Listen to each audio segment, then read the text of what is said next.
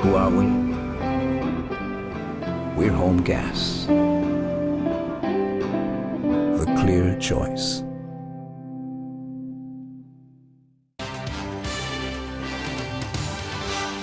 If it matters to you, it matters to us. We're Cayman 27, Cayman Informed.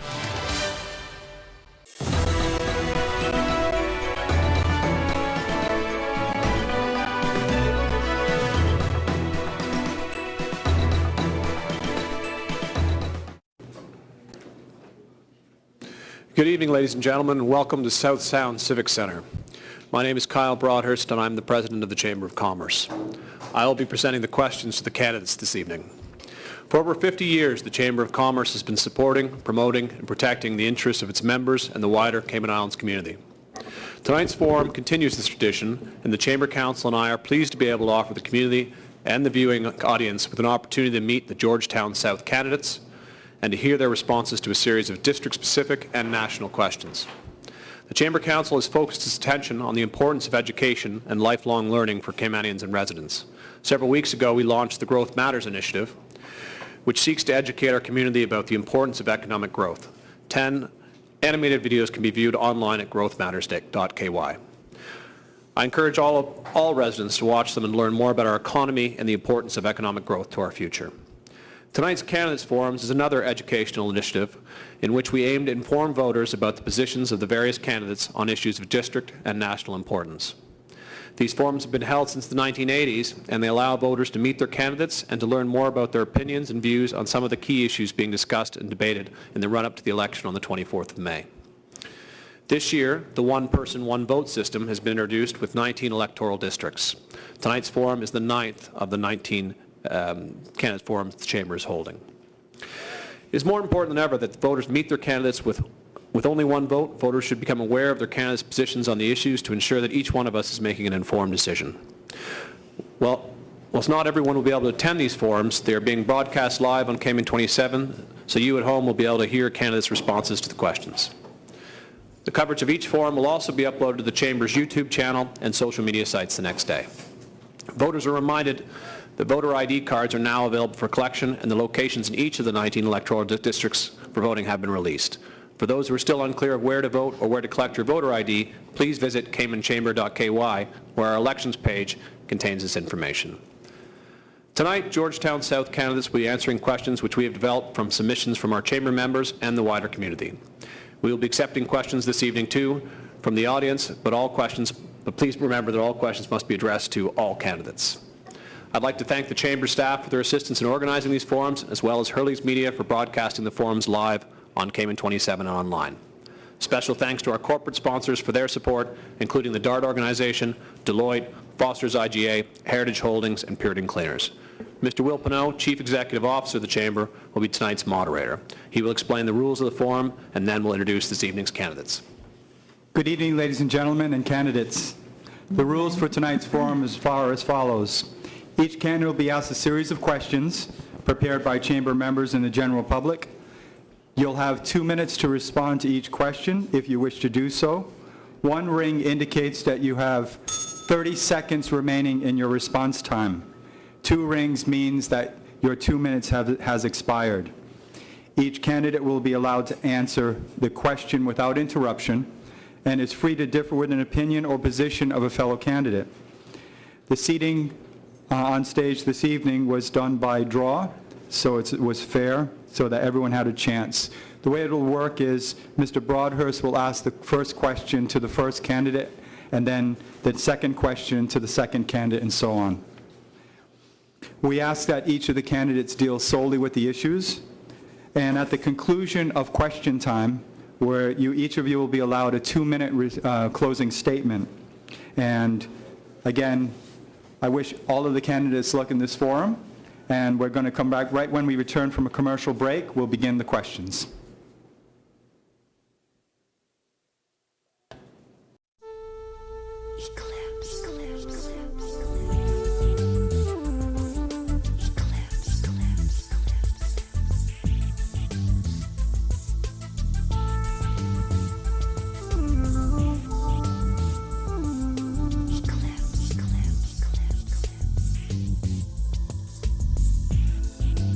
Eclipse Hair Design and Day Spa.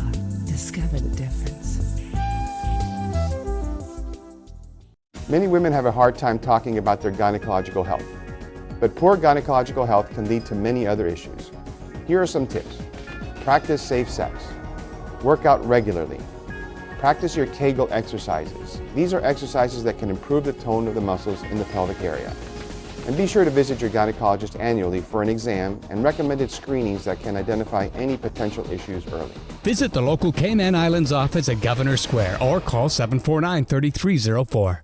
It's a beautiful planet, and now you can see it right here on Cayman 27. In this series, we'll travel to some of the most fascinating places as we explore the UNESCO heritage sites found around the world. From Stonehenge to the Grand Canyon, there are thousands of sites that will leave you in awe. Beautiful Planet is a series that will take a closer look into these wonders of the world. Join us on Cayman 27, Mondays at 7 p.m. and Saturdays at 10:30 p.m. to witness this beautiful planet.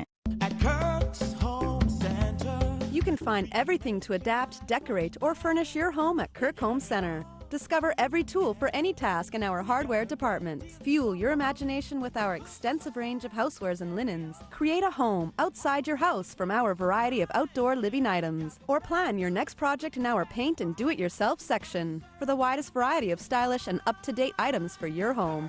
Make Kirk Home Center your first choice.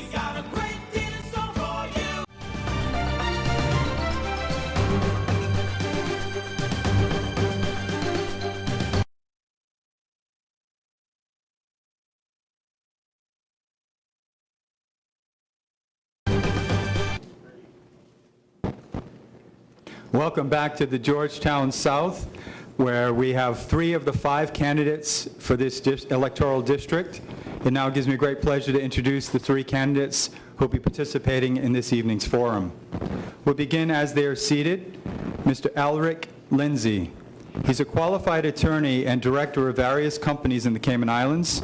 Mr. Lindsay graduated from Stetson University with a Bachelor of Science degree in Business Administration and Accounting and is a former certified public accountant. He has represented the Cayman Islands internationally as part of the junior and senior squash teams and was a participant and mentor of the Junior Achievement Program. Mr. Lindsay is seeking election as an independent candidate for Georgetown South. Good evening. Mr. Paul Hurlston served as a port director of the Port Authority from 2001 to 2015. He obtained a Bachelor of Science degree with honors in Business Administration from Canada's Brock University, majoring in finance.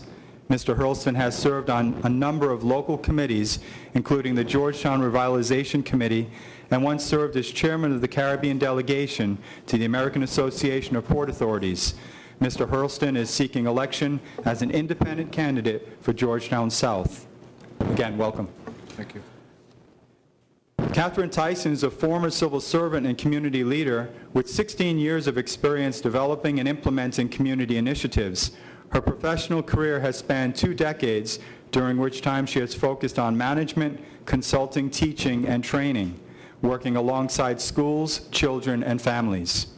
Most recently, Ms. Tyson served as the Deputy Managing Director of the Cayman Reporter. Ms. Tyson is seeking election as an independent candidate for Georgetown. Good luck, candidates, and I'll turn it over to Chamber President Kyle Broadhurst. I'd like to start by welcoming all the candidates. Thank you. Mr. Lindsay, the first round of questioning will start with you.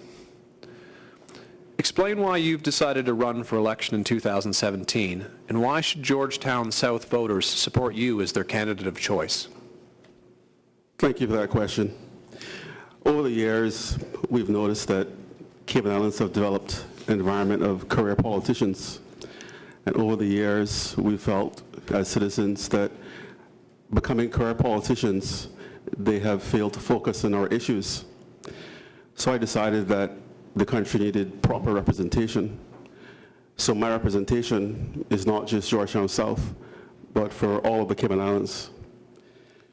I have a few objectives in being a representative for the people, Georgetown South and the Cayman Islands.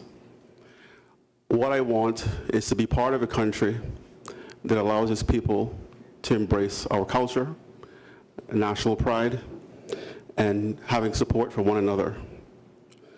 I want to help Caymanians move toward self-sufficiency and increased participation and employment and promotion. I want to be a part of a government that represents the people and is accountable to the people. I want to be a champion for transparency and openness. We need proper representation. For this reason, I'm raising my hand to serve as an elected representative for the people of Georgetown South and the Cayman Islands. Thank you. Mr. Hurlston, explain why you've decided to run for election in 2017, and why should Georgetown South voters support you as their candidate of choice? Good evening. I decided to stand for Georgetown South to be a representative of the people. For too long, what we call South Sound here has been forgotten by the governments for probably 16 years or more. I believe that it's time that a qualified person that lives in this area, that knows the people and knows the history of this area, step forward. I believe that I have the necessary qualifications, I have the necessary experience, I have done things, and I believe that with my ability to listen to people, to understand your needs, I will be a good representative for Georgetown South. Thank you. Ms. Tyson, explain why you've decided to run for election in 2017, and why should Georgetown South voters support you as their candidate of choice? Good evening, and thank you all for coming out to hear what we have to say. And, you know, I wish my opponents the best of luck tonight. This is an interesting seat to be in. It's a natural thing for me to run for elections, to stand in this election. I've been involved in community service for the last 20 plus years of my life as a social worker, and working with families and children and just different areas of social work. And it just seemed the natural fit. I'm from the Georgetown South area. I grew up right on Walker's Road, and this was my stomping ground. And a lot of the things that occurred in my life that shaped me for who I am occurred right on these streets. And because I'm able to see from a different sides, I've been a vulnerable person. I was born to a single mother. She was a teenage mother. By the time she was 19, she had the three of us. And I was raised by the community, by my grandmother and the community, and I was able to, through education and tenacity and focus and everything else, get myself in a position in my life that I can be proud of, academically as well as socially. And I feel that the ability to see the different sides and work with people in different aspects, that allows me to be a great person to put myself up for representation of this constituency as well as the Cayman Islands. I think I also wanted to be a part of the solution and not a part of the problem. I think we complain a lot about the problems that we see. However, this is a tough job, but someone has to do it. And I've not been very impressed with what's happened with our country in the last couple of administrations, and I just thought it was the right thing for me to do, to not complain about it, but to be a part of the solution. I do believe that women also are underrepresented in the government, and I believe that we need more qualified women with heart.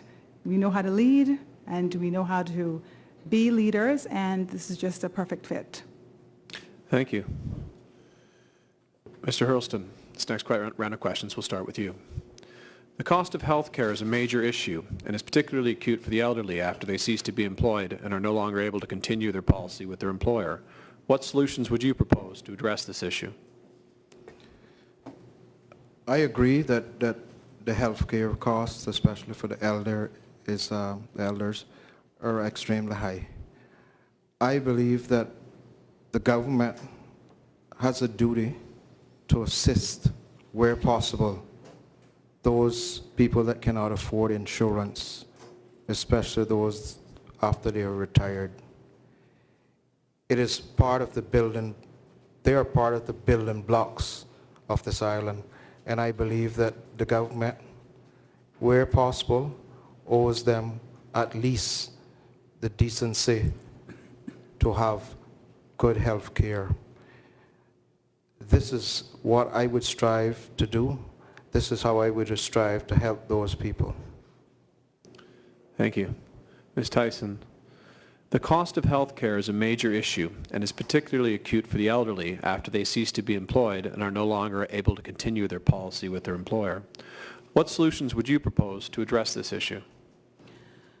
I definitely believe that as a society we do have to care for our vulnerable people, and I think that the elderly would be one of those people that would fall into that category, as well as young children. I remember growing up that the health care for elderly was free, as well as for young children that was going to school-age children. So I'm not sure exactly when that should, but I do believe that it's an area that we have to consider, because healthcare is very, very important, and if we're not able to afford it, then as a country, who takes responsibility for that?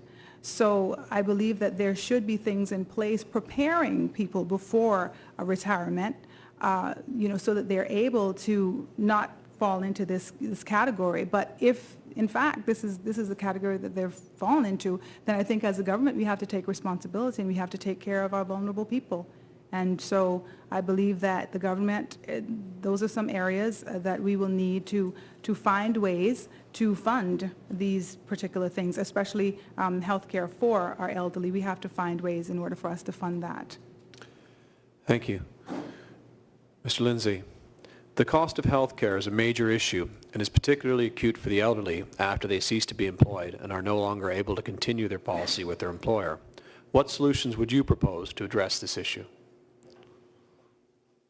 Thank you for the question. First of all, I thought we had a surplus.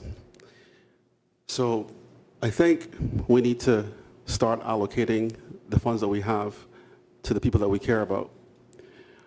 Elderly people represent the people who have worked hard all their lives, being mentors to people, being teachers, making contributions to companies, being good citizens.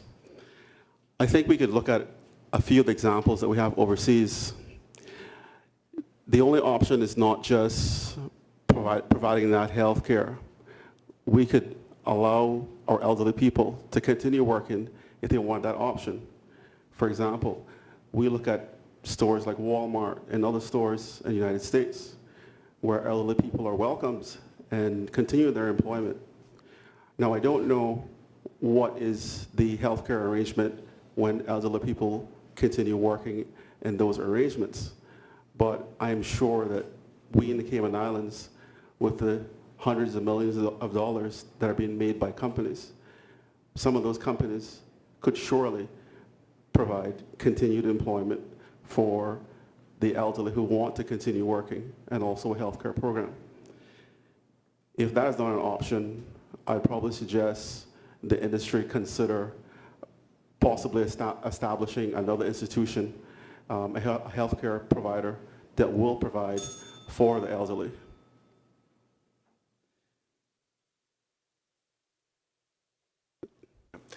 Thank you. Ms. Tyson, this next round of questions will start with you. What do you see as the largest issue facing your district? And if elected, what would you do to address it? Okay, there are a lot of issues that I've just been privy to just with my visits recently. The Georgetown South constituency is actually quite interesting because it encompasses a couple of different areas, one of those areas being Windsor Park, part of Windsor Park, as well as Walker's Road and South Sound and South Church Street. So to choose one particular issue facing it, could be a little difficult. So I think the one thread that seems to be very common is that Cayman people are being left behind, that their needs are not being looked at, or that their ability to continue to do business or thrive in their own country is an issue. And that's from the one side where it's an affluent, the affluent neighborhoods that might have businesses or may have, just different resources. They feel the same way. They feel that in terms of running a business, it's become very difficult to maintain that business because of bureaucracy. Lack of concessions that might be given to other people that are not necessarily Caymanians. So that's one issue. And then the other issue, not being able to have gainful employment, for instance, that might come from another area. So I think that the main words on the street right now is that we look out for Caymanians, that Caymanians need to thrive in their own country.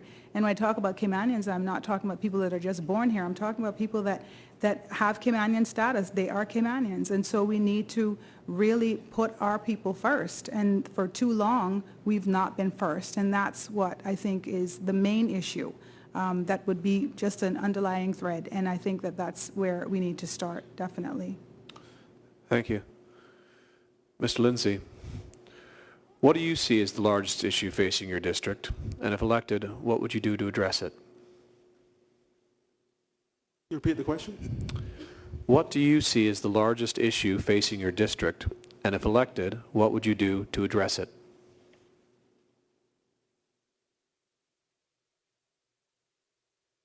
The smaller issue that affects the area of Windsor Park is flooding, but the overall issue that's a bigger issue that affects all of Georgetown South would be the rise in incidents of crime.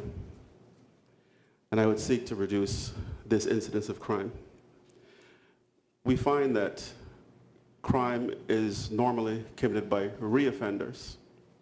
So this suggests that there is an issue with the system in terms of rehabilitation, care for mental health, care for and attention to socio-economic issues that are impacting these families, lack of education. And when I say education, I don't mean academic education, because life is a journey. Education to me is a journey. It's not just what you have on paper. So education allows young people to make better decisions. If you are making good decisions, you probably will not end up in a criminal situation. One of the other issues I find with the crime situation is that people reoffend because they commit a crime, they get a long fixed term sentence, and they don't get a second chance. So they grow up in the prison system where a criminal society is replicated. There's not a sufficient program to allow them to re-enter into society. So they re-enter society, not rehabilitated, and then commit another crime. We also have unaddressed breakdowns in the family structure. That's hard to identify and fix overnight. That needs a lot of family involvement and also social services assistance in that area. So overall, I believe we can help to combat the root causes of crime by creating world-class rehabilitation facilities, removing long fixed sentences from the law, giving young people a second chance in the case of some offenses. Thank you, Mr. Lindsay. Thank you. Mr. Hurlston, what do you see as the largest issue facing your district? And if elected, what would you do to address it?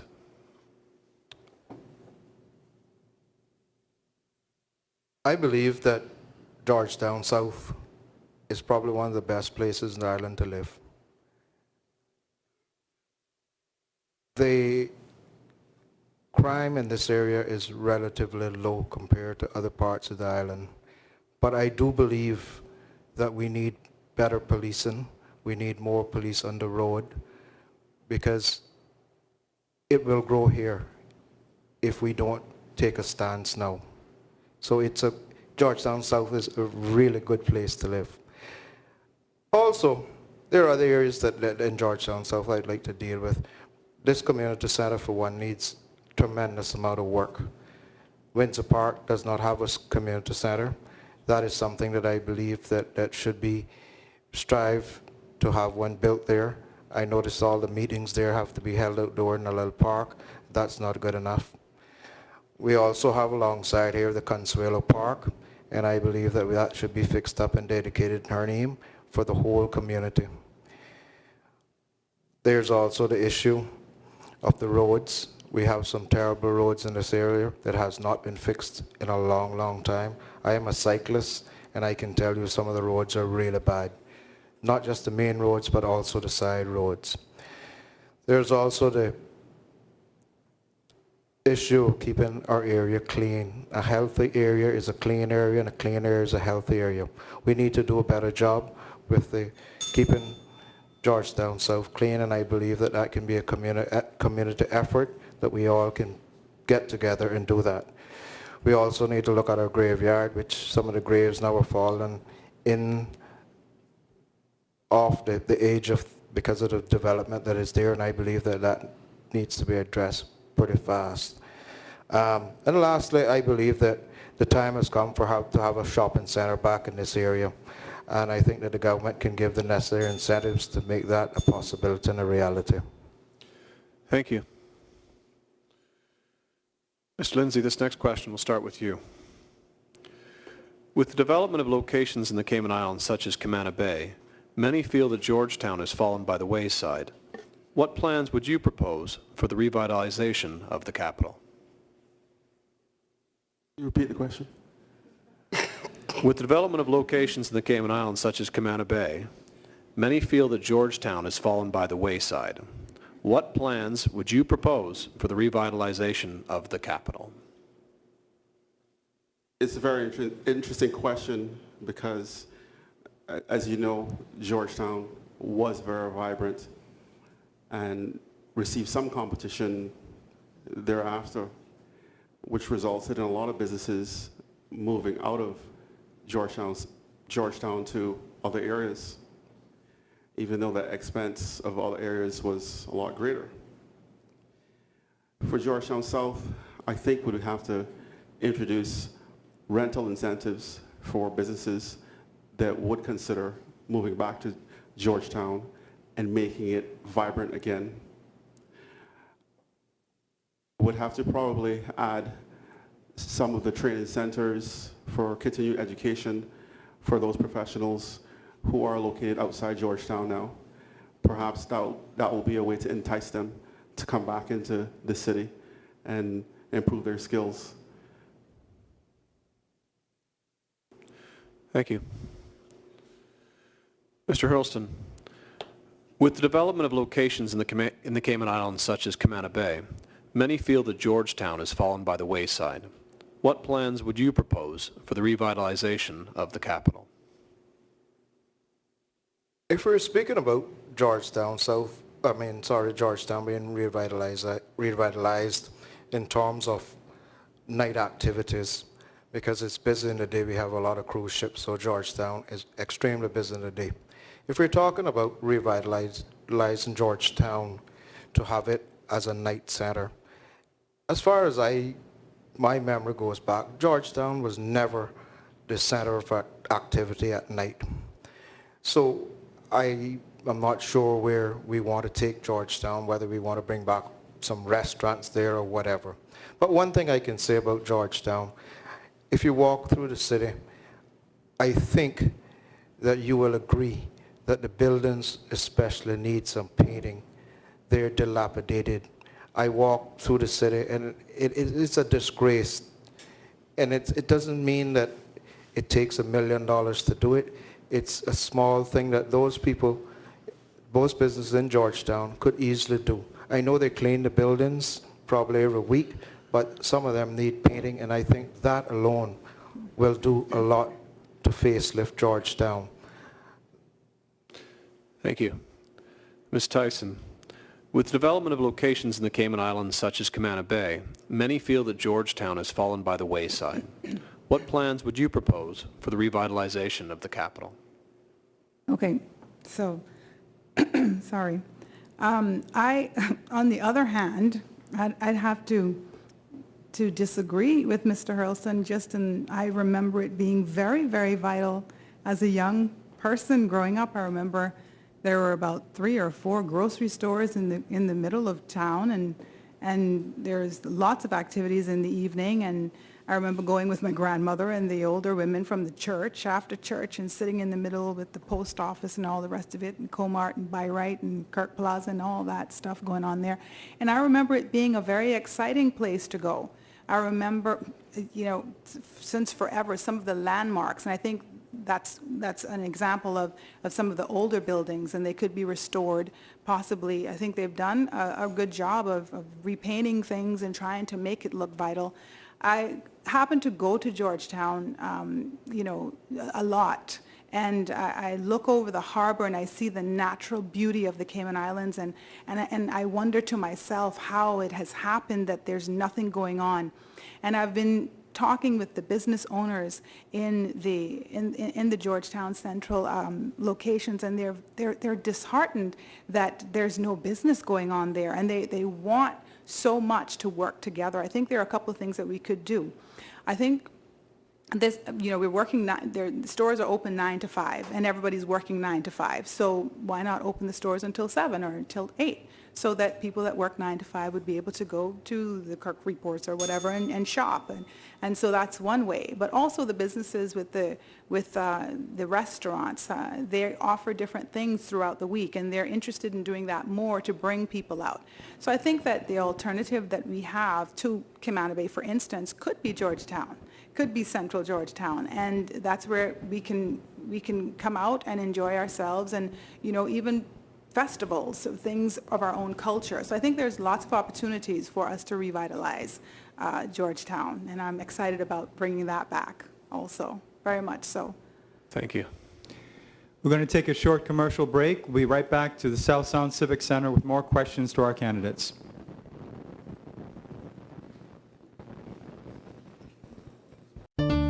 It's fresh, fresh from the garden, it's fresh. Fresh from the baker, it's fresh.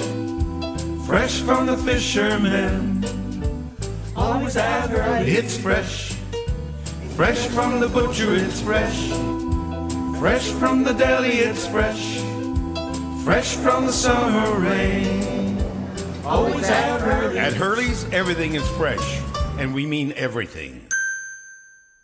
Where's your mommy? At the gym. You know it's her birthday, right? Come, let's go quick.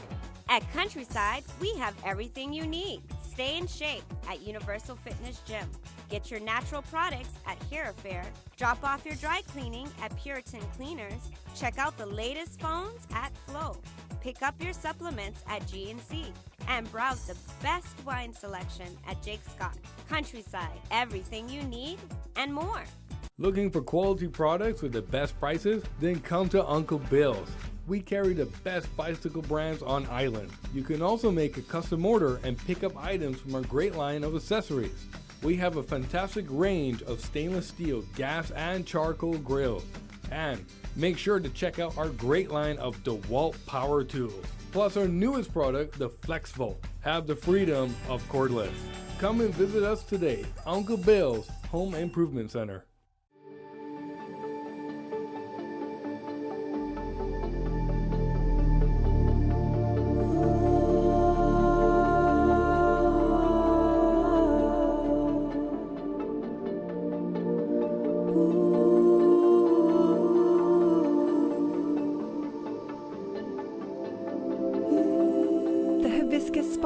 Located at the West End Grand Cayman, 7 Mile Beach Resort and Spa.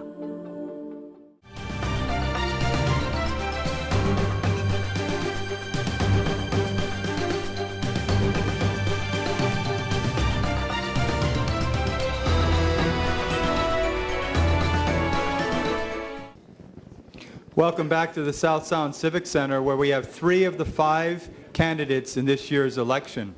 Mr. Alric Lindsay, Mr. Pearl Hurlston, Ms. Catherine Tyson. I'll turn it back over to Kyle for the next round of questions. Mr. Hurlston, this next round of questions will start with you. Education is often raised as an issue that needs to be addressed. While everyone can agree that it's vitally important that we educate our children and have vocational opportunities, what specific initiatives would you support or create? First of all, I'd like to thank all the hard-working teachers in this island They do a tremendous job, and I think a lot of times they go unnoticed. Education has been a subject that we've talked about in Cayman since the 1960s and the need to improve it. I believe we have taken steps over the years to improve education. The Strategic Plan for Education 2012-2017, based on a consultant's report in 2016, said that the plan was good, but the time frame for its implementation was too short. In other words, again, we were using politics and a 4-year political cycle to introduce the plan, and it needed a longer period of time to show the results. We have to set high standards for education. We have to support our teachers. We have to spend money on the infrastructure. Right now we have $54 million sitting at John Ray High School for the last 10 years in an incompleted school. Obviously, we're not too serious about education if this is happening. So I believe we also need to look at technical and vocational training. All students will not be academically inclined, and I believe that early enough we can identify those students and lead them in the right path towards good blue-collar jobs. Lastly, I think that on the other side of the coin, there has to be a lot of more parental support towards kids. Kids have to do their homework. The parents are the biggest mentors of the kids, and they must set examples. There's also a discipline problem in our schools. We have to address this. Having said that, we do have a lot of students that excel in our system. Thank you. Ms. Tyson, education is often raised as an issue that needs to be addressed. While everyone can agree that it's vitally important that we educate our children and have vocational opportunities, what specific initiatives would you support or create? I think overall education is absolutely vital. I think that we have failed our children quite a bit. I think for one, before we can even talk about vocational or further education, we have to talk about literacy. Literacy is a major, major issue. And I think that I don't know how we're sleeping at night that children are graduating high school not knowing how to read. I have no idea how we can even feel comfortable with that, because it should be a right, not a privilege. And so if a child is not able to read or write, then how can we even talk about what type of career they can pursue, or what type of further education they can pursue? So that's first thing. Literacy, it should be on everybody's mind, and it should be, a national literacy program, free tutoring throughout all of the schools, so that we get our children up to that standard. I think another thing that I see that has changed a little bit from when I was, in school, and many of us, we talked about what we were going to be when we grow up. And we knew about different types of professions and careers. And you don't see that as much these days. So I think that we could do a better job of integrating the different types of careers and professions, and introduce that to our young people, to our students from a young age, so that they know the next step is, graduation. The next step is to either, get gainful employment or further education, whether that's vocational or, academic in terms of tertiary. So I think that we definitely need to start from an early age, integrating in their minds, this is what's next. And I think that we definitely we've not done a good job, and we've spent a lot of money on, definitely on schools, on buildings, and we should spend more money on, learning. So that's where I'd start right away. Thank you. Mr. Lindsay, education is often raised as an issue that needs to be addressed. While everyone can agree that it's vitally important that we educate our children and have vocational opportunities, what specific initiatives would you support or create? First of all, I believe education is a bit misunderstood. People restrict education to educational in a traditional sense. For me, education is a lifelong journey. It does include your education in a traditional sense, that is in an academic sense, but also includes education in a vocational sense.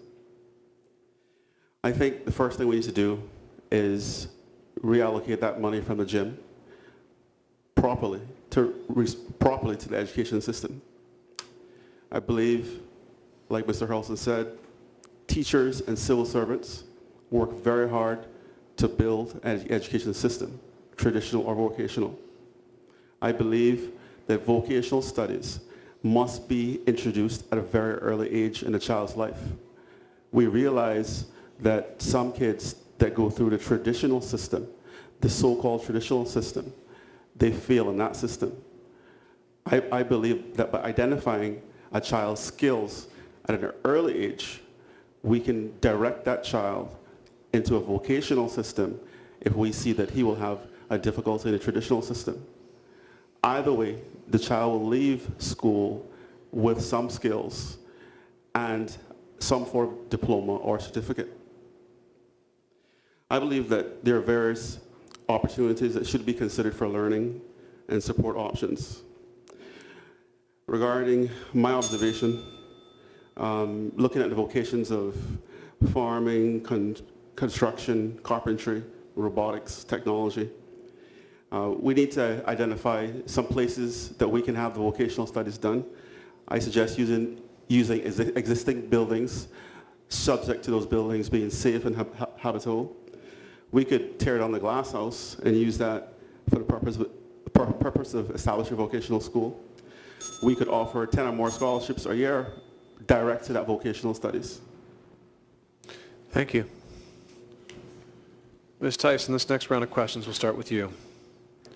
Following a public appeal back in 2016, the current government purchased the land of Smith Barcadere to prevent future private development on it.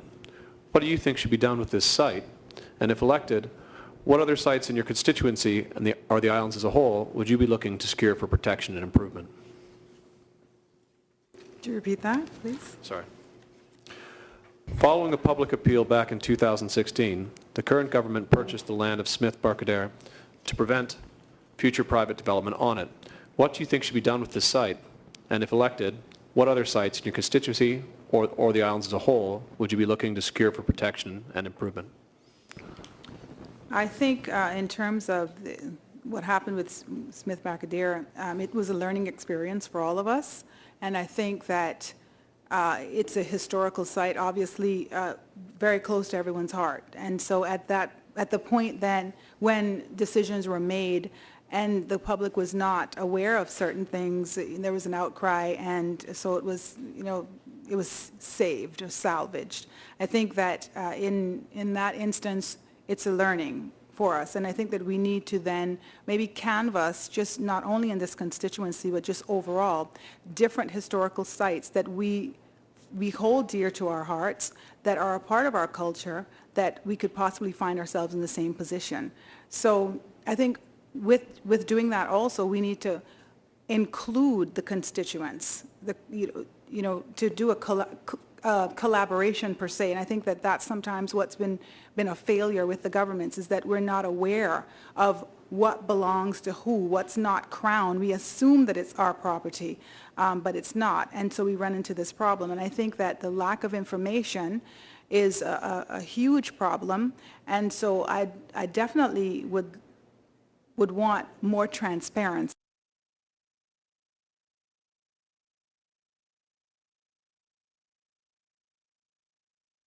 Decisions, at least inform us so we know, and that's the type of representative that I want to be. I want to be a transparent representative, but I also want to collaborate with my constituents so that they know whatever decisions are being made, they're aware of it, and it's not that we're assuming that anybody knows anything. So I think we should just canvass and find the different sites that we feel this way about, and we make that decision.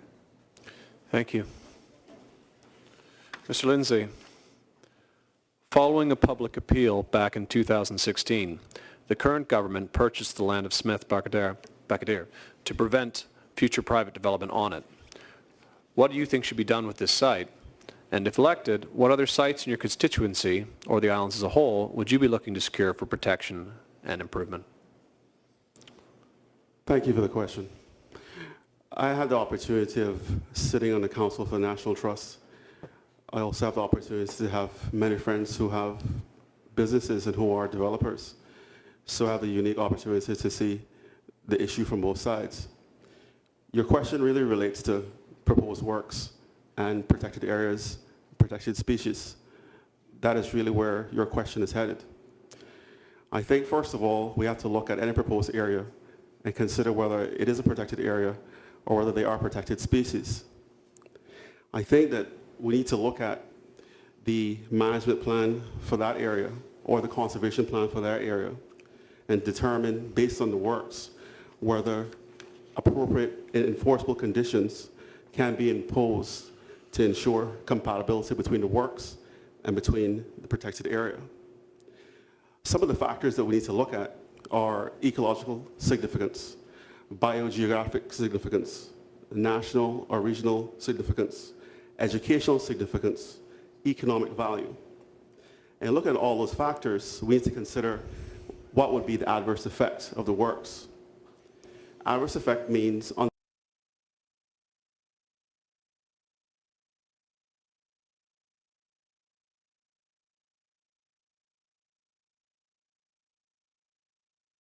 area of critical habitat or the environment generally. Now, adverse effect is detailed under National Conservation Law and describes many different types of alterations. Once we consider the adverse effect, we then have to consider all of the factual evidence that is available to us and consider all of the issues involved. Then we consider what is the overriding public interest. If the overriding public interest would clearly and convincingly be advanced by the works, then I would say yes. Otherwise, I would say no to the particular project.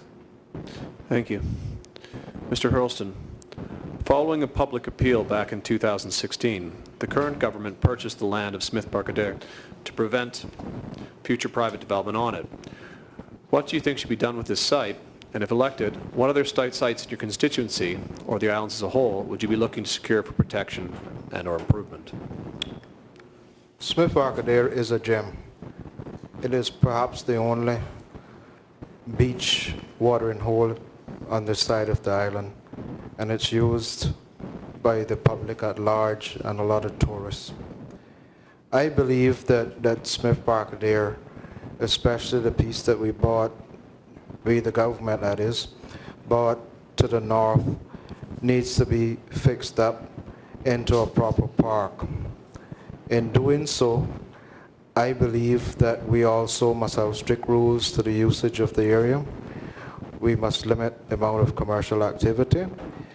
I also propose that in that area we could construct a wall, a memorial wall to some of the older folks of this area, South Sound, Proper, and Windsor Park, who've gone before us in their memory. I believe that we should also have a manager at Smith Barcadere to make sure that the bathrooms are clean and that the rules and laws that we lay down in terms of the usage are adhered to. This is simple. It will create jobs in this community. I also mentioned before the Consuelo Park, because there's really not many historical sites in this area, to be honest with you. The Consuelo Park will be dedicated in her name if I am elected. In general, all historical sites in Cayman should be preserved. Not only that, but we also must try to preserve some more beach access for our people. We have one public beach right now, which is overused, and we're losing other beaches rapidly to development that we used to use. So I believe that those may not be historical sites in the true sense of the word, but we need to preserve them. Thank you. You're watching the Candidates Forum for Georgetown South. Please stay with us. We'll be right back after this short break.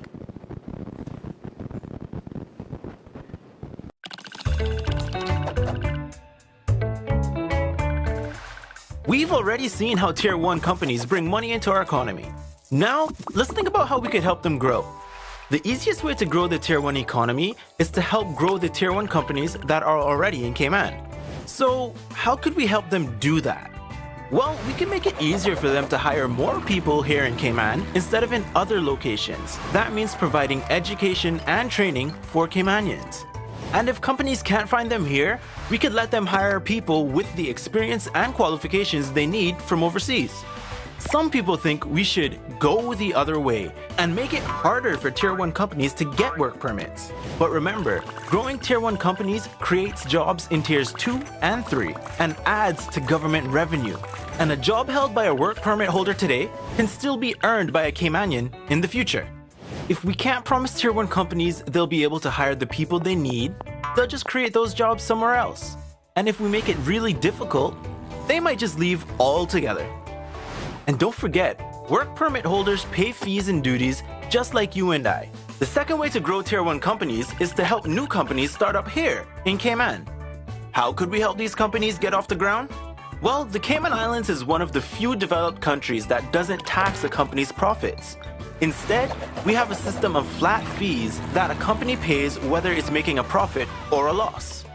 That system works really well for companies making a profit, but it doesn't work well at all for companies making a loss.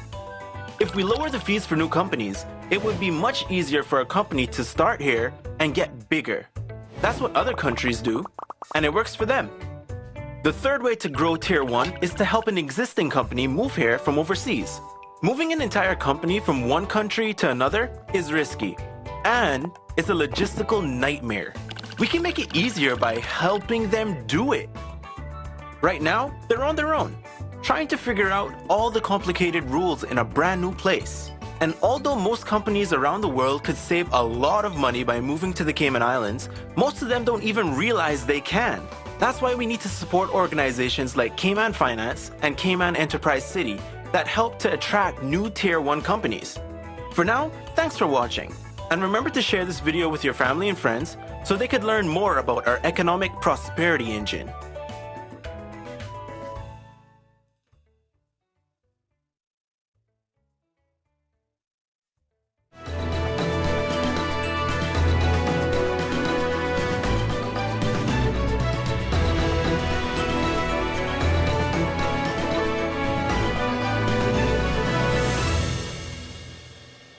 The world is getting smaller. We travel more. We see more. We do more. So you need a bigger health plan like Premier Health. You have easy access to benefits at home.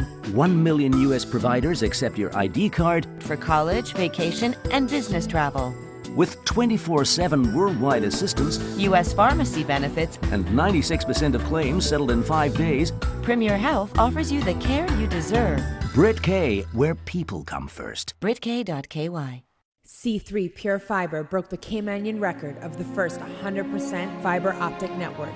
Do you know what it feels like to be fiber fast? It feels like this, like your whole life passing beneath your fingertips, like your world is living with you, like everything in your whole life is always connected. We are a new breed of connectivity, and we are ready for you. TV from $59, internet from $69, bundles from $89, and home phone from $9. Join us today, 333-3333 or c3.ky. You can find everything to adapt, decorate, or furnish your home at Kirk Home Center. Discover every tool for any task in our hardware department. Fuel your imagination with our extensive range of housewares and linens. Create a home outside your house from our variety of outdoor living items. Or plan your next project in our paint and do-it-yourself section. For the widest variety of stylish and up-to-date items for your home. Make Kirk Home Center your first choice.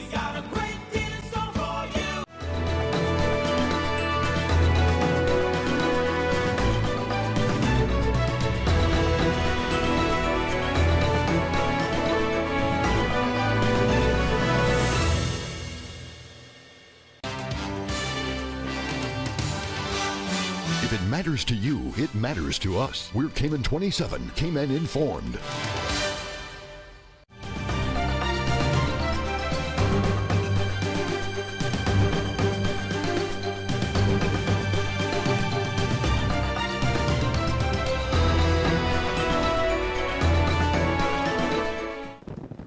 Welcome back to the South Sound Civic Centre, where we have 3 of the 5 candidates in this electoral district.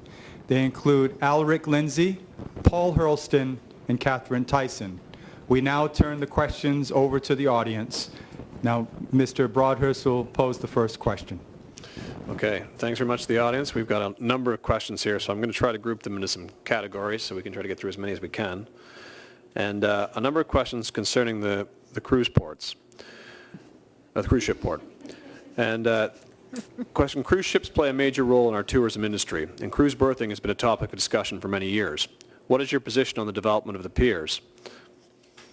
Oh, and sorry, it's my mistake. Mr. Lindsay, this question starts with you. So what is your position on the proposed development of the piers for cruise ships?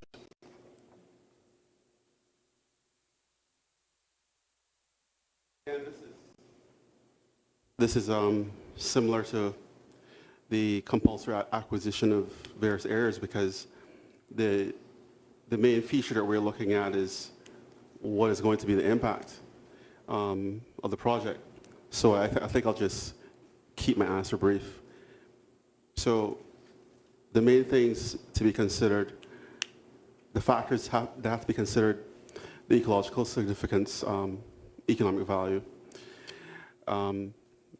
I think, as I said, if there is a overriding public interest for the project to go ahead, and also taking into account the economic value, if the answer is yes, then we go ahead.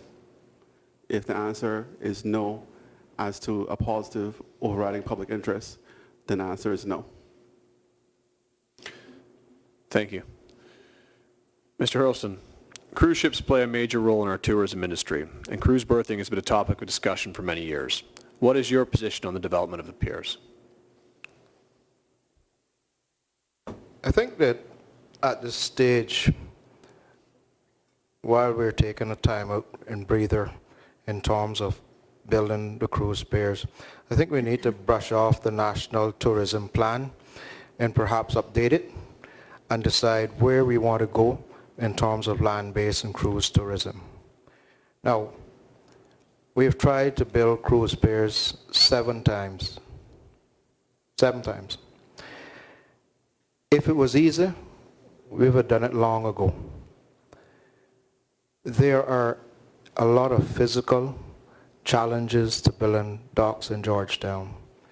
A lot of these have never been discussed, and tonight I don't have the time to go into them because we could have a whole meeting on that.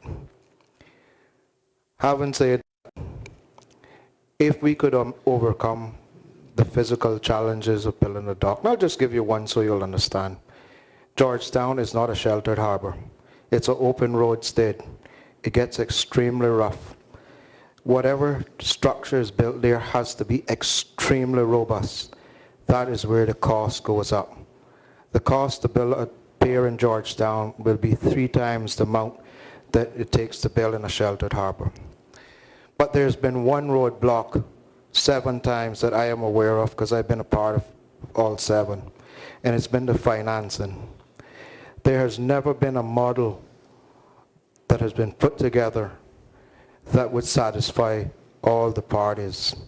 Remember now, we're asking to build a cruise ship pier to be financed without the government putting in 1 red cent, but the liability will rest with the government. So KPMG is now doing another study to come up with a financial model, and that's the 3rd time that I am aware of. And I don't see them at this stage coming up with something so different than we came up with before, which basically says it's not economical feasible at this time. Thank you. Ms. Tyson, cruise ships play a major role in our tourism industry, and cruise berthing has been a topic of discussion for many years.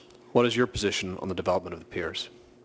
I think this is just another example of where the general public does not have enough information and decisions are being made, and so it will be after the fact that the general public will then be involved. And I think $300 million is a whole lot of money for the general public to not be involved with. I think that the cruise ship does bring a significant amount of business to our shores, but we have to also see what type of business is it. And would it be better for us to spend money on our stay-over tourism, for instance? I know that tourism is not even the largest business that we have. The financial services is. And so I think that anything sounds good, depending on how someone says it. But I think we definitely have to do some due diligence to ensure that it's the right decision. We are 22 miles, and I don't think that we have to act like the big guys, because we are not a big guy per se in some areas. So for me, that's how I feel about the port. I think that I'd like definitely some more information. I think that we're entitled to more information. We'd like to see the adverse effects, and we'd also, need to take into consideration all different angles.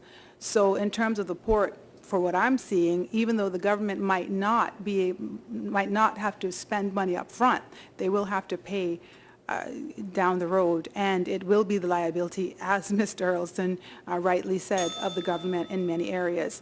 So I think that we could look at the money being spent and see how that's going to benefit us as a country overall, and before we make a decision such as having a port. Thank you. Mr. Hurlston, this next question will start with you, and I have 3 different questions that have come in asking on the same topic, so I'll just read this one. Given that South Sound suffers from traffic congestion and is a popular route for cyclists and joggers, what plans would you promote to improve road safety and reduce traffic? In terms of the cyclists, which I am one of those, the road shoulders in South Sound are terrible. We had a cycling path being built up in South Sound, which is less than a quarter mile long. We know it wasn't a cycling path, but that's what we were told. What we need is better shoulders on the road in Upper South Sound, where we call Upper South Sound. And there's a tremendous amount of people that exercise in the morning, or very early in the morning. And I think for safety reasons, we also need better lighting up in that area. So those are some of the issues that I would like to deal with. It can be done pretty easily, and I think that we should do that. Thank you. Ms. Tyson, given that South Sound suffers from traffic congestion and is a popular route for cyclists and joggers, what plans would you promote to improve road safety and reduce traffic? I'm sorry, repeat that for me? Given that South Sound suffers from congestion and is a popular route for cyclists and joggers, what plans would you promote to improve road safety and reduce traffic? I definitely believe in terms of road safety, sidewalks is something that it's a necessity, so that we keep people from off the roads. I think that that's proving difficult because of the laws many years ago, and fences can go out to the road's edge and all of that. So it's going to take some time and work. So I think that's one of the things. I think in terms of traffic, if we're not going to put limits per se on how many vehicles are, per family or whatever, then we might have to start thinking about rerouting our traffic per se. I think that maybe the eastern districts or Bodentown, that side, there are opportunities there for maybe government to have business, carry on business in the eastern districts, as opposed to everything being in Georgetown and everybody coming to Georgetown in the morning and trying to get home in the evening. So if, for instance, the Lands and Survey Department, just for an example, is located in Lower Valley, then we don't have to consider that traffic having to come down to town in the morning. I also think that looking at maybe staggered times that people are able to come to work. They might be able to choose, 7 to 3 as opposed to everybody having to be at work at 8:30, 9 o'clock. So there are some considerations that I've thought about that I think might actually ease up traffic if we're not, if everybody's going to just be allowed to have as many cars and everybody's headed to town in the morning and headed back home in the evening. There's not too much road that we can create on 22 miles. So I think that we're going to have to be creative figure out how to keep safe and how to deal with our traffic. Thank you. Mr. Lindsay, given that South Sound suffers from traffic congestion and is a popular route for cyclists and joggers, what plans would you promote to improve road safety and reduce traffic? As always, I have to think about the question that you're really asking. So for me, I'm becoming a father for the first time this July. So the question you're really asking is, how am I going to safeguard my daughter if she happens to be on this road? For cyclists, I feel it's not a practical solution to try to expand the road because there's not enough road to do that expansion. That type of plan should have been thought about when the road was being built if we had a type of government with foresight. A practical solution for protection of cyclists would be to have constant police presence along this road. In addition to the constant police presence, we could institute heavy fines for speeding during the time that joggers or cyclists are present. For example, if the normal fine is $50, then if a jogger is present or a cyclist is present, then we make the fine 10 times when they're present. Thank you. Ms. Tyson, this next round of questions will start with you.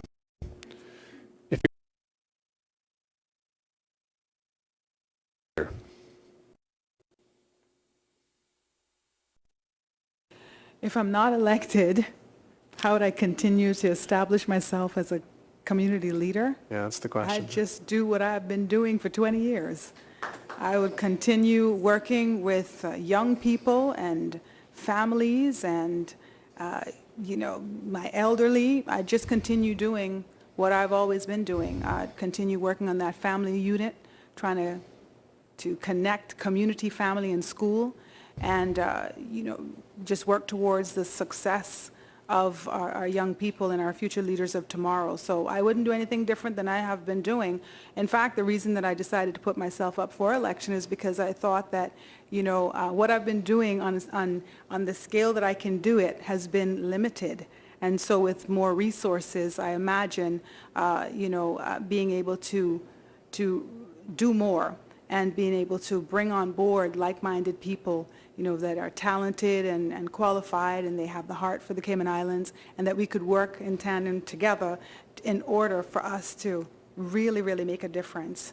Because I see our senior citizens that need to be weaved into the fabric of our lives that we're doing a poor job with. I see young people, as I mentioned before, literacy is such a huge issue for me. So I wouldn't do anything different. I'd just continue doing exactly what I've been doing and working along with whoever is elected. Because at the end of the day, we all have to work together. Thank you.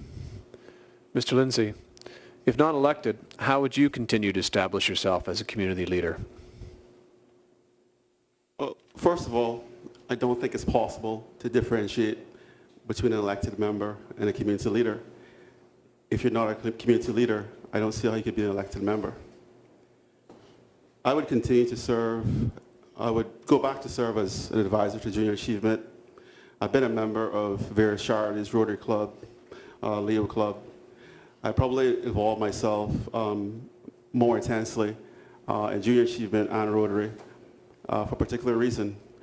When I was an advisor to Junior Achievement, I was able to teach young people about business skills and how to run businesses, and also teach them other technical skills. Years later, what I found was I met those same young people working for SEMA, for law firms and other places. I did feel a little old at the time, meeting them again, but it's striking that being involved in your community, being able to touch someone and seeing them rise above where they were when you initially met them. I think that's a great thing for me, and I think that's something that I will continue whether I'm elected or not. Thank you. Mr. Hurlston, if not elected, how would you continue to establish yourself as a community leader? For those who know me, will probably, I spent perhaps most of my younger years taking care of the older folks up here. It was something that was passed on from my father, who was at sea most of the time, and it was something that I did. One of the other things that I got from the old folks, I got the history of this area, the history of the people, which I have started to put together in a formal document. I believe that I will be one of those that continue the history, the stories of the old people, and I will continue to do that with the younger generation so that they can get a sense of where they have come from in this area. Thank you. Mr. Lindsay, this next question will start with you. Given the increase in sexual abuse against our children, do you support harsher sentencing guidelines, and do you support the establishment of a sexual offenders register?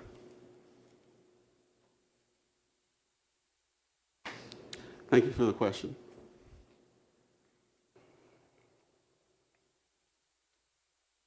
We can see from the various court matters that sexual abuse against children has not been dealt with properly. We see that the victim is often blamed, or we see that evidence has been messed up by the authorities in some way, which leads to many things, one of which the victim has to wait 2 years, 3 years, and the matter is not resolved. I think that to put a child through that scenario is completely unacceptable. And I think that for us to let it continue to happen is also completely unacceptable. We are in this situation because we are accustomed to having a government that is not accountable to the people. If the government was accountable to the people, then these things will not happen. Because accountability starts from the top, everyone below that chain feels that they can do whatever they want. And so we have an environment where things are not addressed. An issue like this, which is so important. So to answer your question, yes, I believe that there should be a sex offenders register. This is something that's common in other countries. This will probably deter those people from doing the crime in the first place. When you talk about harsher sentences, I am a proponent of not having long fixed-term sentences in some cases. In this case, I believe that a life imprisonment would be appropriate. I do not think parole would be appropriate in this case. Thank you. Mr. Hurlston, given the increase in sexual abuse against our children, do you support harsher sentencing guidelines, and do you support the establishment of a sexual offenders register? I do support harsher sentences. I don't know if I'd go as far as life in prison, but I believe that we need to have sentences which will act as a deterrent. But secondly, I believe that those who offend should also go through a rehabilitation process. And when that is completed, after their term is served, then they should be properly monitored in case they have that predisposition to offend again. I also believe that early detection is also key in these cases, and that will involve training of maybe teachers who work with these kids on a daily basis and see the problems or see the trouble. And I believe this is something that has to be done. And then there is counseling for the child or whoever it is that is abused. And I think that these matters can be dealt with. But yes, I do support harsher sentences, and yes, I do support a sexual registry. Thank you. Ms. Tyson, given the increase in sexual abuse against our children, do you support harsher sentencing guidelines, and do you support the establishment of a sexual offenders register? time, please. Given the increase in sexual abuse against our children, do you support harsher sentencing guidelines, and do you support the establishment of a sexual offenders register? Okay, so the social worker will answer the question.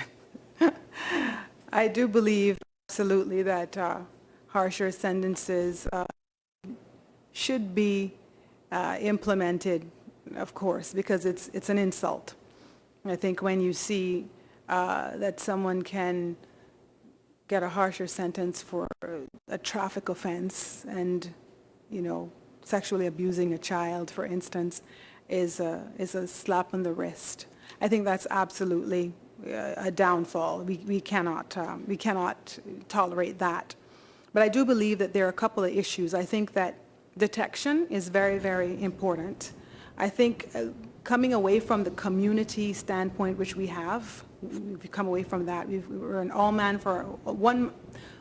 for himself community right now, and I think when we consider how community and school and family works together, the detection becomes a little easier, and protection becomes easier as well, because we are taking care of one another. I think that it's the responsibility of all of us. Our children are a responsibility of everyone, and it needs to be easier to report. Victims should not have to be victimized over and over again. It should be an easier process. I do believe, though, because we are a small place and the offender has family members as well and might have children and a mother and the siblings, that we have to also consider that that person is a human being, and we might want to consider putting things in place for that individual as well. Just even early work with vulnerable people, with people that are you know, kind of predisposed to that sort of thing. I think we're small enough to get down to business for that type of thing as well. So I think it's quite complicated. Also, I'd like to say about the sex offenders registry, I do believe that is a good idea, but we also need to be very careful who we have managed these things, and we want to make sure that the people that are involved with all of these types of consequential type of practices, that we know who's dealing with it, and they are the professionals and they know exactly what they're doing. Thank you. Please stay with us. We'll have more audience questions right after this short break. Many women have a hard time talking about their gynecological health, but poor gynecological health can lead to many other issues. Here are some tips. Practice safe sex. Work out regularly. Practice your Kegel exercises. These are exercises that can improve the tone of the muscles in the pelvic area. And be sure to visit your gynecologist annually for an exam and recommended screenings that can identify any potential issues early. Visit the local Cayman Islands office at Governor Square or call 749-3304. Have you had your Tortuga moment today? Come by Tortuga Fine Wine and Spirits for all your liquor needs and taste the world-famous Tortuga rum and rum cake. Baked fresh daily in the Cayman Islands. Enchanting, exotic, and always delicious. Like the moments you share and will savor forever. The taste of the Cayman Islands, remembering the time of your life over and over again. Such sweet surrender.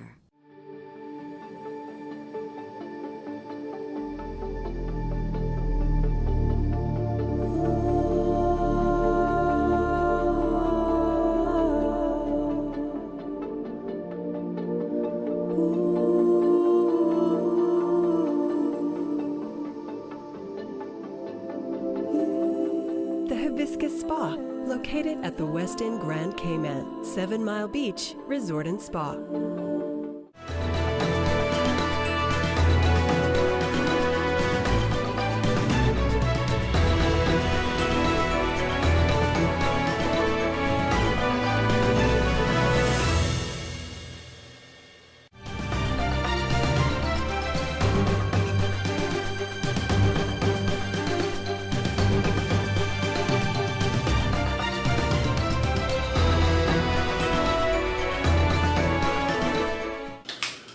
Welcome back to the South Sound Civic Centre, where we have 3 of the 5 candidates for the electoral district of Georgetown South, Mr. Alric Lindsay, Mr. Paul Hurlston, and Ms. Catherine Tyson. I'll turn it back over to Kyle for more audience questions. Mr. Hurlston, this next round of questions will start with you. What is your view on the legal practitioners bill debate? I thought it was a very interesting debate, and the outcome was even more interesting. I was a little bit involved on the fringes of what was going on, and I believe that we do need a legal practitioners bill, but it would appear that the one that was brought before the House was not ready, and it was not in favor of Caymanians. I suggest that we have enough local Cayman lawyers that they can rewrite the bill if necessary and present it to the House at a later date. I also was amazed at the debate and the tone that it had taken in terms of allowing people with to practice overseas Cayman law, whereas I believe that may be in certain cases necessary. I have nothing against it, but I believe that appropriate fees should be paid. Cayman should benefit from those working overseas as part of the privilege to practice Cayman law. I would like to see it come back in a different form.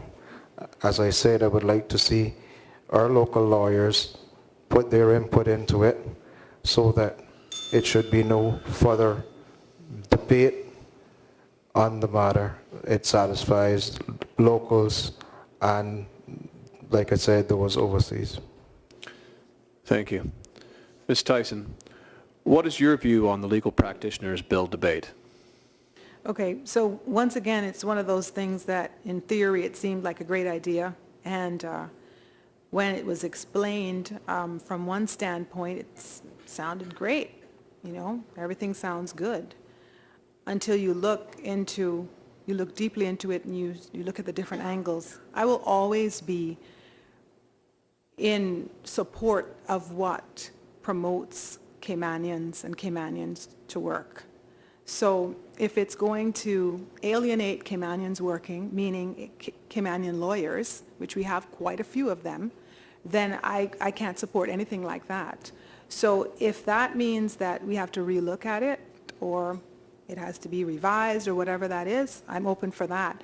But I do believe that when we talk about experience, so, because that was one of the arguments as well, that, you know, Caymanian lawyers are not experienced in certain things and they haven't had the exposure, then we need to also, you know, try to facilitate that as well. I definitely will stand behind anything that is going to support Caymanians and support how we thrive in our own country. If you're taking work out of Cayman, it's going to then affect us adversely, especially in any particular profession, then I would not support that. Thank you. Mr. Lindsay, what is your view on the legal practitioners bill debate? I feel it's sort of an unfair question since I'm in the legal profession. I think all of us have to look at what is the big picture. If you have a business, your business expands. We live in a global environment. If a firm like Maples & Calder is very successful, I don't see a reason why Maples can't have an office in Hong Kong or whatever jurisdiction. They have a right to do so, having worked hard and raised money and done well in business. Having foreign offices is a thing that people stuck onto as if having a foreign office itself was a sin. If you have a foreign office, a Cayman has an opportunity to work overseas in a different jurisdiction and increase his skills, his or her skills. Of course, there's an issue with a Cayman spending that amount of time overseas, as everyone knows in my case. If a Caymanian lawyer spends too long in Hong Kong, you won't be able to run as a candidate in these elections unless the law is changed. One part of the legal practitioners bill is the code of conduct. A code of conduct is definitely necessary so that all lawyers can work at a particular standard and abide by that standard. The only issue I had with the legal practitioners law was the business staffing plan arrangements.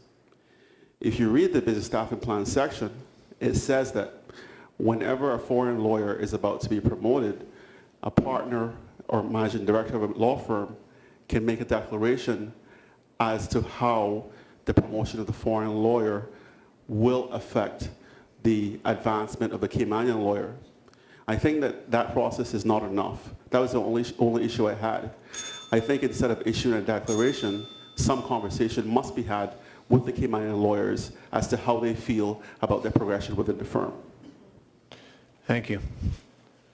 Ms. Tyson, this next round of questions will start with you. What are your opinions on the LGBT community in Cayman?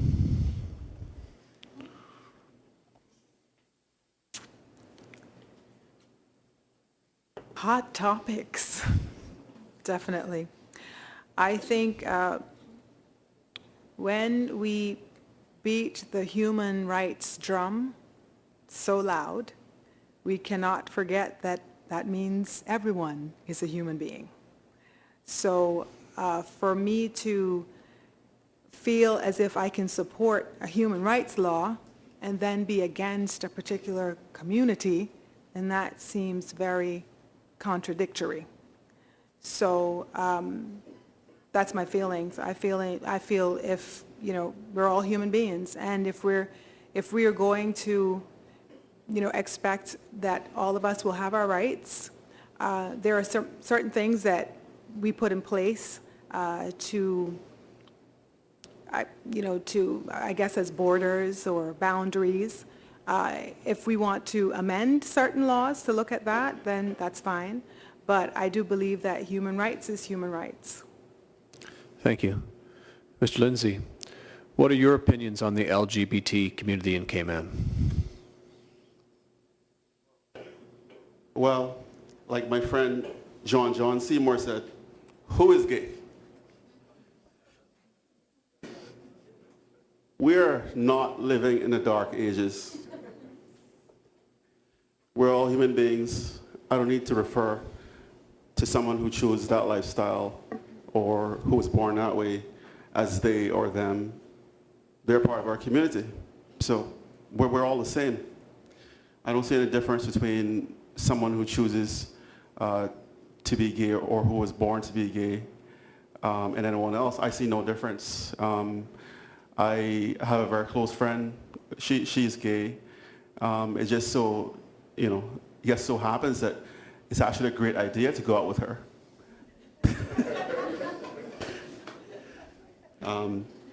Obviously, we know of the case in Cayman where the two lawyers who were married and the one lawyer whose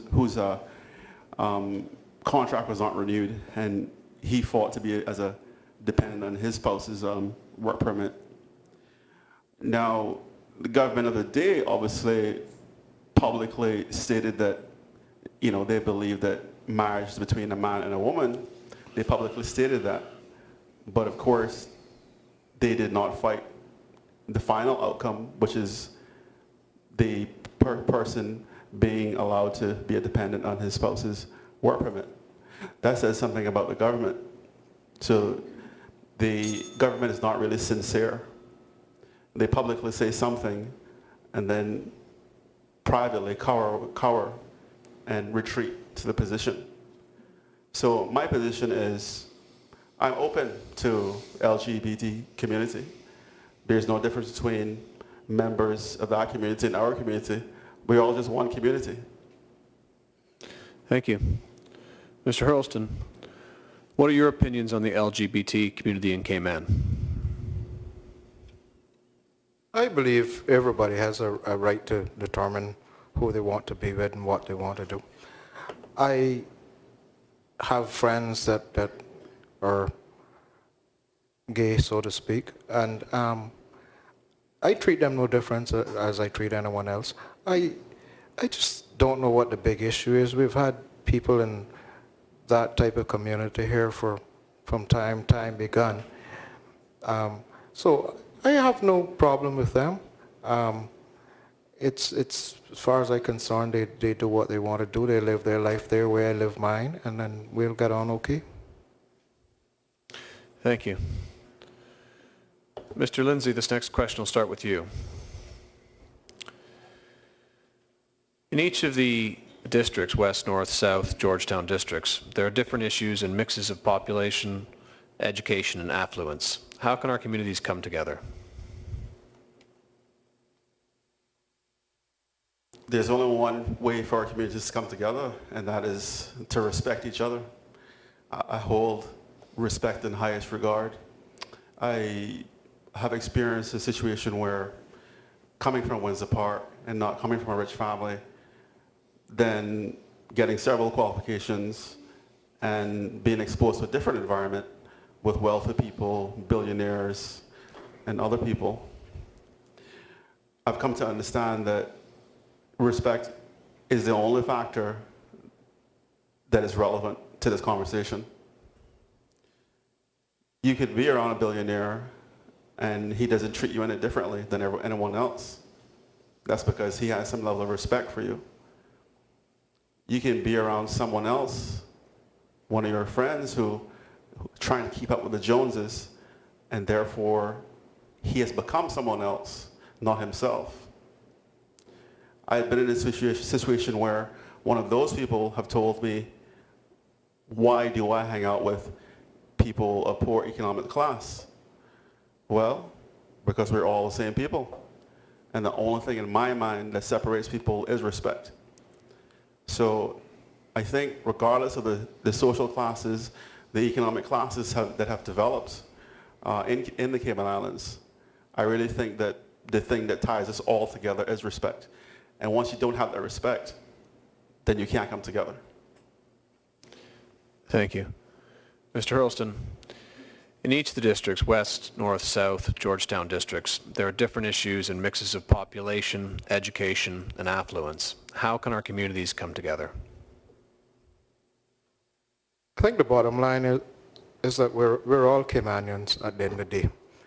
I have family in probably all four of those districts, or constituencies, sorry.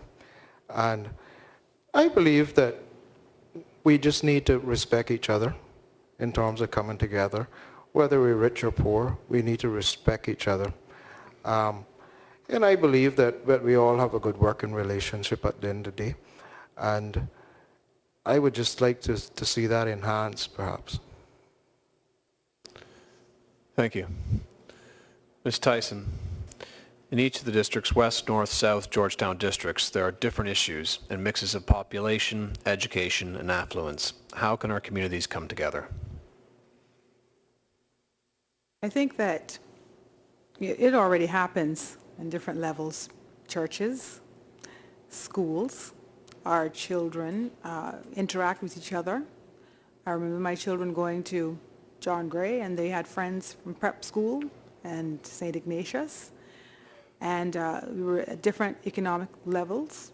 There were lower economic levels and middle class and affluent, or very affluent. I think education and exposure closes the gap. And I think a lot of times some of the problems are caused because there's a lack of exposure and a lack of education in our poorer neighborhoods. And so they kind of feel disenfranchised. And as they continue to be less educated and as they continue to feel disconnected, then that divide occurs more. And the fear then rises in terms of, crime or, are we not relating to each other? Well, they have so much and we have nothing. I think as long as we are conscientious and we are providing for our communities that are vulnerable, that don't have as much resources in terms of education and exposure, they can get somewhere in life. We all want the same things. Whether we are rich, middle class, or poor, we want to be happy. We want to thrive. We want our children to be happy. We want to have enough food to eat. We want a roof over our head. We want our clothes. We want the basic needs. And so that that is just something that we all experience, whether it's at a larger level or a smaller level. So I believe that if we continue to remember our communities and remember that, you know, we have to take care of each other, then that gap closes. And I also believe that the communities can continue to come together in the ways that we have been, and we can share our wealth. Thank you. Mr. Hurlston, this question will start with you. Candidates, if elected, who would you wish to form a government with, as the established political parties are likely to be the largest blocs in the LA? And what would you push for as part of said coalition?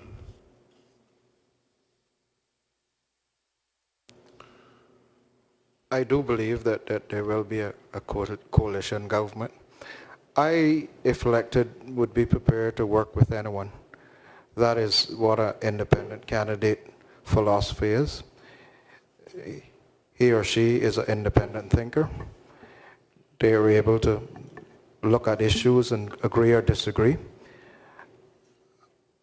I would form probably a special bond with other thinking independent candidates, but like I said, I'd be willing to work with anyone. I've talked with most of the other people that are running, and we all have a friendship, so it's not like I don't know them. We've all worked together at some point in time in my career, and I believe that there will be a coalition government, and like I said, I'd work with whoever's in there. Thank you. Ms. Tyson.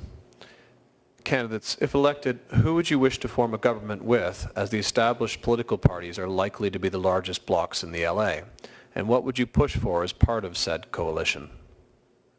Okay, I'm missing as the established. Can you repeat that for me, please? Yep. As the established political parties are likely to be the largest blocs in the LA. And what would you push for as part of the said coalition? So I'm getting that it's going to be a great big bag of mixes, right? Which will be amazing. I think that would be a dream come true if 19 of the best and the brightest in this race are chosen to lead this country. I think if that happens, then that means that we can look at one another and we can choose between us who will be the best for whatever areas. I think all 19 of us will be the leaders either way, and so we will have to work together. So I think that would be a dream if that happens, and you know, everybody has to work in the areas of their strengths, work in the areas of their interests, and I think when you're smart and your concern is your country, then it makes it easy to make decisions about who does what, and then we all row that boat together. Thank you. Mr. Lindsay, if elected, who would you wish to form a government with, as the established political parties are likely to be the largest blocs in the LA, and what would you push for as part of said coalition? Well, as Premier, just kidding. I would say I'd be willing to work with just anyone. I think that the type of people I would want to work with are the people that believe in accountability, the people that believe in transparency, the people that believe in full disclosure of elected official dealing, no under-the-table dealing, the type of people that have the country and Cayman Islands and the people who come to work here in their hearts. What would I push for as part of this coalition? Most likely I would push for a ministry. I would push for cooperation between the elected members to always come to a decision which is in the best interest of the Cayman Islands and the Cayman Island people. I would push for anything that will lift our people. Because as they say, if you lift another person, we can all rise together. Thank you. Ms. Tyson, this next question will start with you. How would you address the recent growth of civil service expenditures?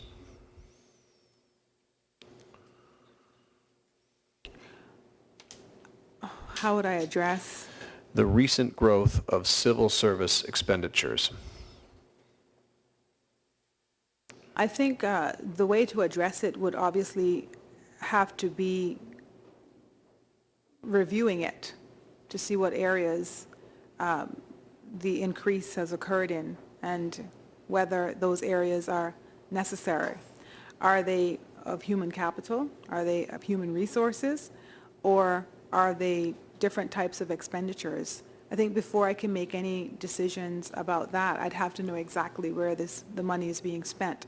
I definitely don't think that an area to look at cutting per se would be human resources or human capital, because we need the talent and we need our civil service to be robust, and it's necessary because it has so much significance in running our country. So I think I'd have to look at the different areas. I think there are some areas that we can share resources that we're not sharing resources. I think there are creative ways that we can look at across the board, that some services are repetitive and duplicated, and so I think those are some areas that we can look at. Communication is also an area. The lack of communication between different departments per se that serve the same clients. The information is not as readily available, and there is that lack of communication and lack of transparency. So I think I'd have to look at across the board, how are we spending, and what can we, what areas can we look at saving, and if at all, if it's at all necessary, or if that's just a part of, the way forward. Thank you. Mr. Lindsay, how would you address the recent growth of civil service expenditures? Well, I think first of all, I probably want to do more research to see what those expenditures were at all different levels. But first of all, I would want to say that we have to accept, we do hear this argument frequently that we need to reduce the civil service. But we also have to understand that the civil service is a critical part of the ongoing operation and viability of our country. Without the civil service, members of the public would receive very few essential services. So having said that, looking at the expenses, I think that one thing we would have to do is look at the audited financials to see if there are anything in the notes of those financials that give an indication as to why those expenditures are in the current state and how they arrived at that state. Another question I would have to look at in looking at audited financials, considering the way the government in this case has moved money from veterans programs to somewhere else. They have moved money from school lunches to somewhere else. I would really have to question whether or not we're looking at the correct numbers. Without further information, I'm not sure that I could give a proper analysis and conclusion about where to go or how to address the recent growth in the expenses. I simply don't have enough information. If I had a set of audited financials, I could go into more detail. But without further research and information, I wouldn't be able to conclude. Thank you. Mr. Hurlston, how would you address the recent growth of civil service expenditures? Back in 2010, we undertook a similar type exercise, and the government instituted a hiring freeze, first of all. Then any new posts had to be justified, and they had to be needed. Then there was the other aspect of attrition, where we wouldn't replace someone that we retired. That is probably the way right now to address the issue of the civil service expenditures, if indeed they are out of control. Thank you. Mr. Lindsay, this next question will start with you. Do you, in your view, feel that a development for all three islands is a priority? If so, in your view, do you feel that development for all three islands is a priority? If so, what is your vision for those development plans? I'm not sure this is a priority. I think saying development is such a broad term. As I said before, I do have friends who are developers, and as I said before, I have served on the council of the National Trust for a short period. So like, as I said, I do have an appreciation for both of those aspects and consideration of works and the impact of works on the environment. So looking at development for the three islands, I think you have to look at bearing in mind the impact of works on protected areas and protected species, and bearing in mind the overriding public interest. When you look at the three islands, I think you have to give you an example. Look at East End. There has been discussion about developing East End with bigger structures, bigger hotels, doing a port there. But if you live in East End, I spent a lot of time in East End, visiting East End, and talking to people from there.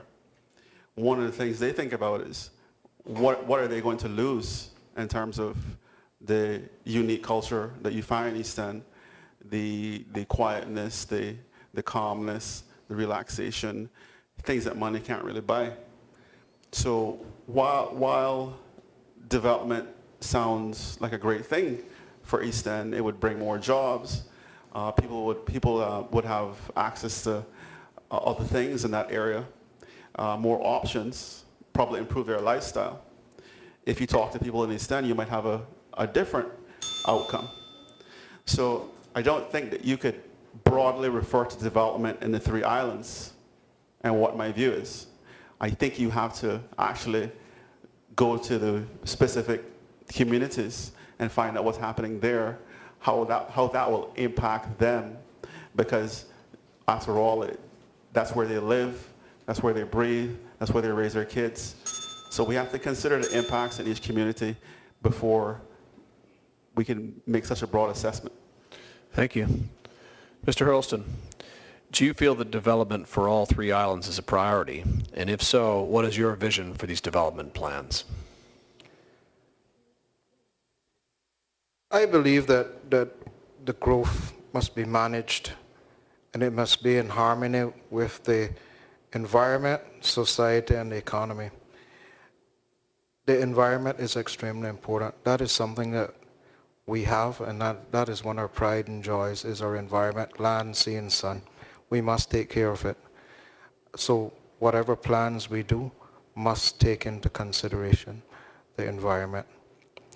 In terms of growth, we have to understand what we really want to achieve.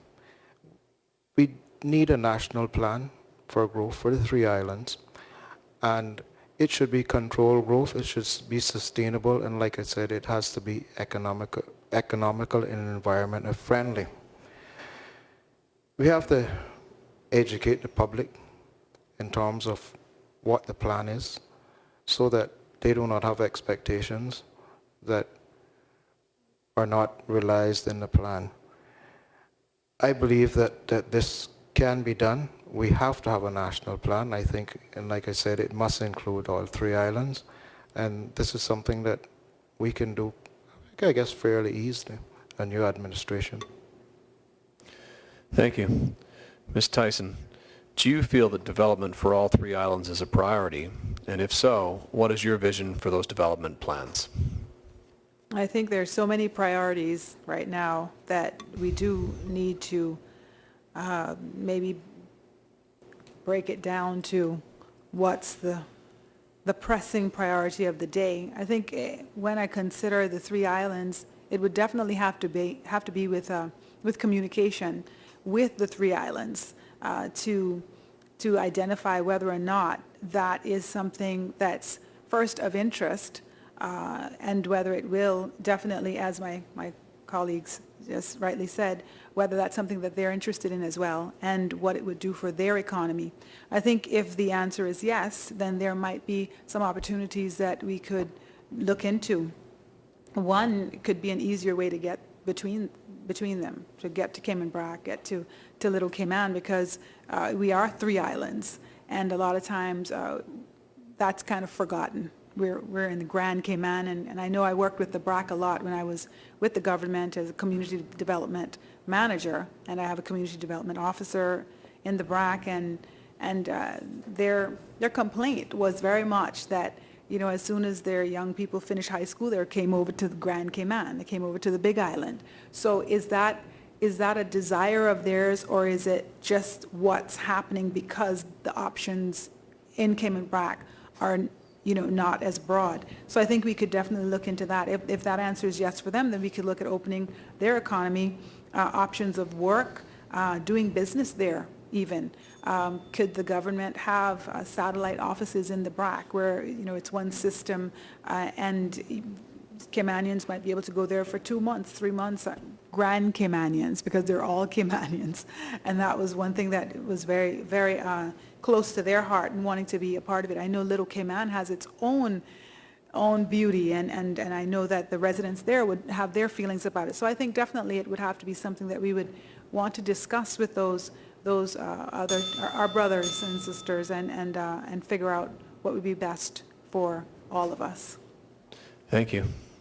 Well, we've reached the end of question time. I'd like to thank the audience for some very insightful questions, actually. And when we return from this short break, we'll have closing statements by each of the candidates. Please stay tuned. We believe that every life matters, and that we are all connected. One community, one people. We believe in compassion, to give dignity to those that society has let down. We strive to conquer fear, and we believe that the power to heal is a gift. This is who we are. This is what we believe. Holy Cross. Waste Carriers is your complete waste management company. We service commercial, residential, and construction properties. With our large inventory of dumpsters and grapple truck services, we provide an unmatched, dependable service. Our sister company, Island Recycling, buys and collects recyclables such as AC units, aluminum cans, auto batteries, copper, and much, much more. For Cayman's waste and recycling solution, one call takes care of it all. Call 946-DUMP. That's 946-3867.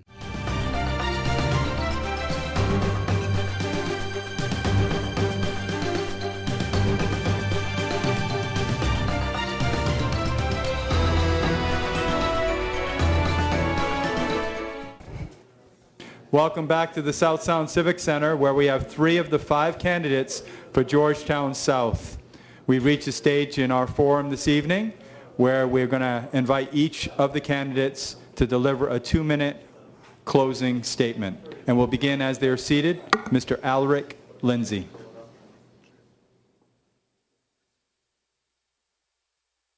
This is the most important and crucial election of all time. Perhaps the most critical moment in all our lives.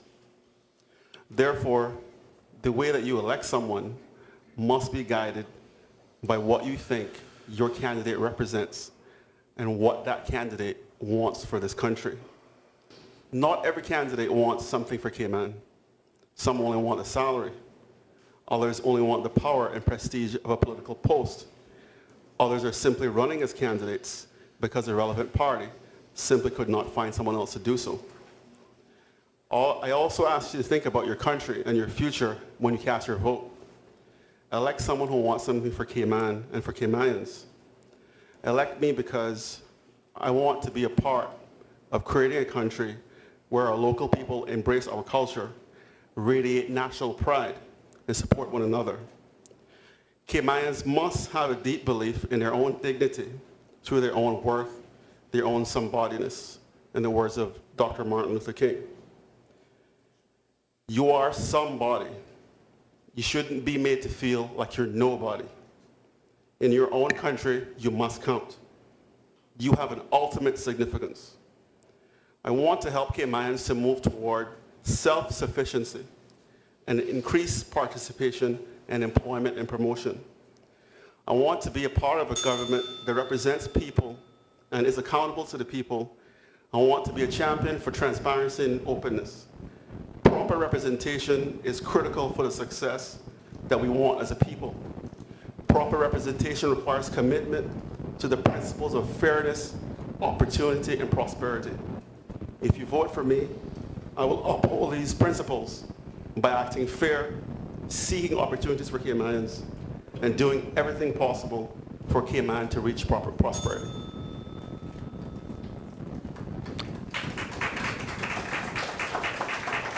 Mr. Paul Hurlston. Thanks to all here and at home who have watched this forum. Thanks to the Chamber of Commerce and other participants. I truly believe that this election we will see changes for the better. The party systems and its people have not delivered as has been promised over the last 16 years since their inception. For this and other reasons, we find our people turning to independent candidates now and looking at individuals rather than structured parties. Our last government was a coalition one, and I believe the new government after the 24th May elections will no doubt also be. I encourage you, the voters, to consider the individual candidates, their abilities, character, integrity, and honesty. Look for people who are great listeners. In your constituency, you must hold that individual accountable. I believe that I possess what is required to represent Georgetown South. I live here. I have no other else to go. Thank you and good night. Ms. Catherine Tyson. We are definitely at a crucial time in our country. We have to make some decisions, and some quick decisions. I think if we don't make those decisions this election, we may very well have a very long time for us to grab anything back and hold on to it.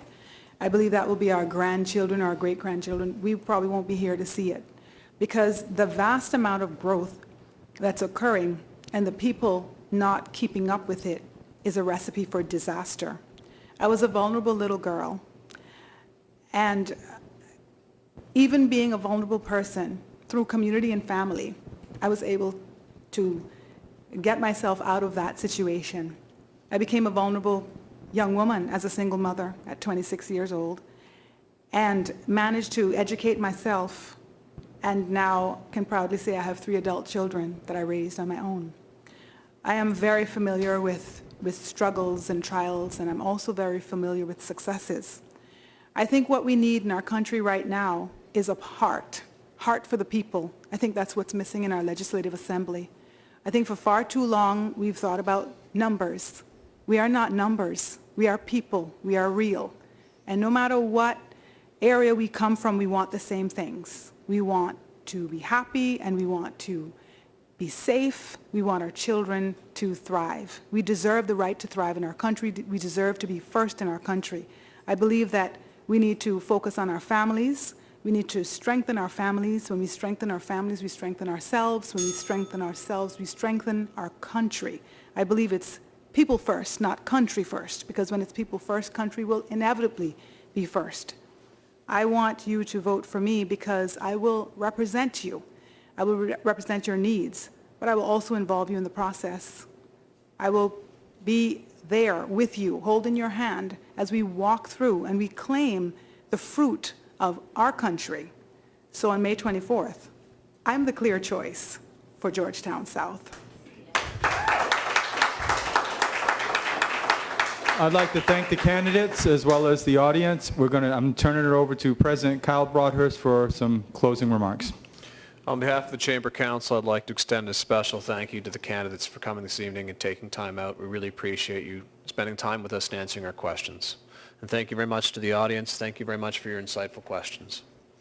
We hope that the voters here this evening and watching at home feel more informed about the positions of the candidates. I'd like to thank Hurley's Media for broadcasting tonight's forum live to the Cayman Islands to the public via Cayman 27. I'd also like to thank our other supporting sponsors, the DART Organization, Deloitte, Foster's IGA, Heritage Holdings, and Puritan Cleaners. The next candidates forum will take place tomorrow evening, Friday, April 28th at Bawden Town Civic Centre. Bawden Town West candidates will include Maxine Bawden-Robertson, Gilbert McLean, Chris Saunders. Remember to visit caymanchamber.ky for news on the elections and our forums. We can find voting and voter ID collection locations on our site as well. Thank you for supporting the Chamber of Commerce Candidates Forums. Good night and safe travels. Thank you.